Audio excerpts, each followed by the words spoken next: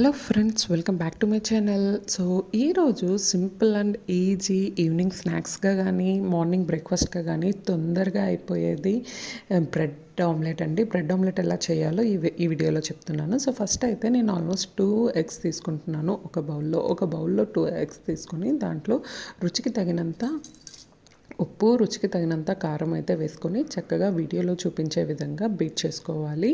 కొందరు onions and మిర్చి కూడా వేసుకుంటారు. సో అది నాకు నచ్చదు కాబట్టి నేను వేసుకోలేదు. అది ఆప్షనల్ ఫ్రెండ్స్. ఒకవేళ కావాలి అనుకుంటే మీరు కూడా వేసుకోవచ్చు. ఆ తర్వాత హాట్ ప్యాన్ల మీద ఫస్ట్ అయితే మనం ఆమ్లెట్లా వేసుకోవాలి.